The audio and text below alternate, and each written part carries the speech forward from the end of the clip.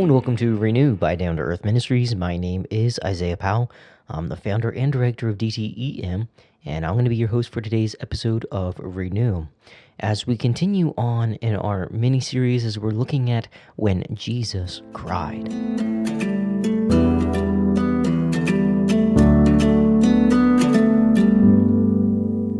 Here in our passage in John chapter 11, we see the story of when Jesus is told of his friend Lazarus who has died. And if you know this story, you know that in the end, things really turn out pretty well for Lazarus as Jesus commands him to get up from the grave and come out. And he does. And Jesus raises Lazarus from the dead. But there's bits in the story in between that often get overlooked and things, and really what we see here is an instance, one of the few instances recorded in the Bible when Jesus cried, when Jesus wept. And we also find the shortest verse in the Bible being Jesus wept. But why did he weep? Why did he cry? And we've been looking at that, and some will say that it's because of what the Jews around thought that were there at the funeral, you could say. They thought it was because Jesus was heartbroken because he loved Lazarus so much and his dear friend had died. But as we've gone through, we've looked at and shown that you can see that Jesus was not upset. Really, when he told his disciples that Lazarus was dead, he said, "I am glad that I wasn't there to heal him and to save him." So Jesus wept for a completely different reason. And we're going to pick back up where we left off last time when Jesus arrives to where Lazarus and Mary and Martha lived. And he gets there and he's greeted with sadness. And Jesus even tries to tell him that he will rise again. And they didn't understand. He's super excited. He's ready to show them the power of God and to show them some display of God's power that will absolutely change their life forever. And Jesus looks around and he sees Mary and Martha and all the other people around, and he weeps. Let's look in verses number 32 through 35 here in chapter number 11 of John. Then when Mary was come where Jesus was, first Martha met him, and then now Mary has come to greet him. When she was come to where Jesus was and saw him, she fell down at his feet, saying unto him, Lord, if thou hadst been here, my brother had not died. When Jesus therefore saw her weeping, and the Jews also weeping, which came with her, he groaned in the spirit and was troubled, and said, Where have ye laid him? They said unto him, Lord, come and see. And here's that short verse. Jesus wept.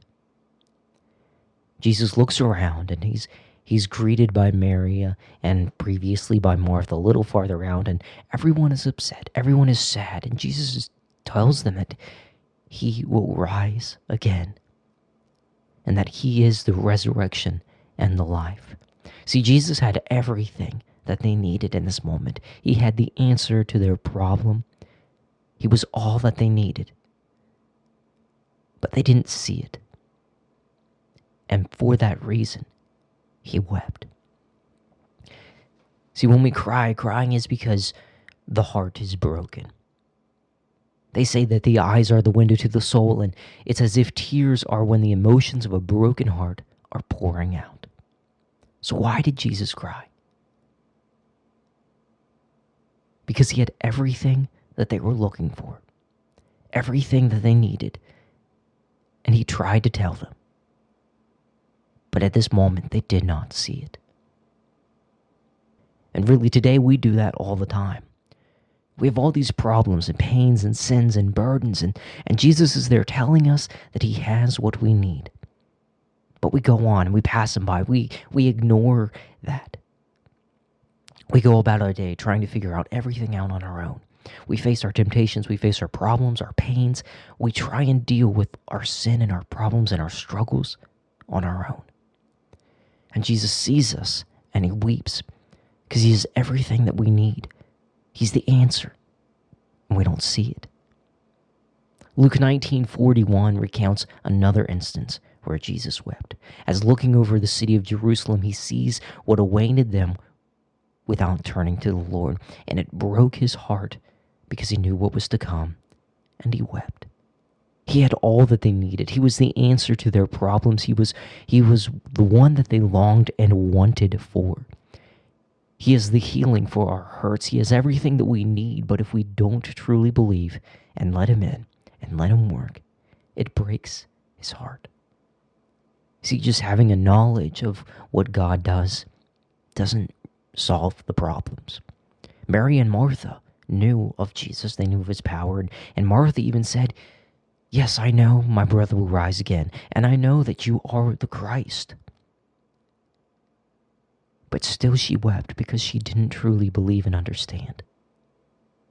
See, if I were to stand you in front of me and show you a bulletproof vest, and I could test it out on a dummy, and I could put a few shots into it, and the dummy, the mannequin, would be fine because the vest would stop it. Maybe a little denting and bruising, but it would be fine. And then if I handed you that vest and told you to put it on, you would know what that vest is capable of. But having that knowledge and putting that knowledge to practice and believing it is not the same thing. See, we can understand things about God, and we can know that he is the God of the universe, and that he can save us from our sins, that he can heal our sorrows, and that he's the answer to our problems. But that doesn't mean that we trust him with it.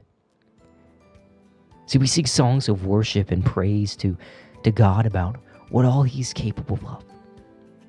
And we hear all about what he has done and what he can do, but still yet, we hang on to all of our problems, all of our struggles, instead of turning them to him. And see, when we do that, we break his heart, and we cause Jesus to cry.